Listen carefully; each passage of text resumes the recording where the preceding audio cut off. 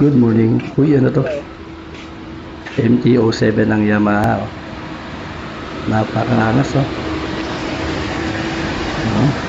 Okay. Bike. Alam ko, 689cc ito eh. 4-cylinder. At yung kanyang tambucho, Orion, no? Ito yung parang tipong pag dumaan sa harapan mo is mapapalingon ka talaga, oh, sa ganda ng tunog. Yamaha MT-07. Napakastig. Formang forma, oh. Niken bike. Ayos. Ang ganda. Ano pa to? Uy, Aerox 155. Gray black. Ang kintab, ang linis. Alam ko 2023 model to eh, pero parang kalalabas lang sa kaso sa linis. Aerox 155. Ang kintab. Wow. Yun, no? Talagang ang gaganda ng motor ng nagtatrabaho dito sa may Yokohama.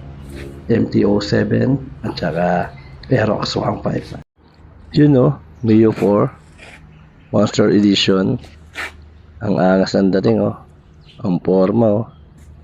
Ayos, ah. Wow. At saka yung kanyang tambucho, JBT, oh. Mukhang mamahalin, oh. Tapos tignan dating, oh. Punong-puno ng decals. Ayos, oh. Pati yung upuan niyang camelback, bumagay sa kanyang kulay. Pati yung mags, oh. Green na green. Wow.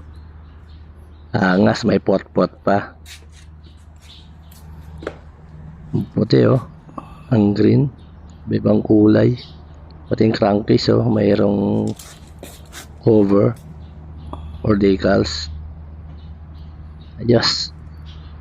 Shoutout nga pala kay Danre Baltasar. Siya yung owners na itong Mio 4 na Monster Edition. Wow.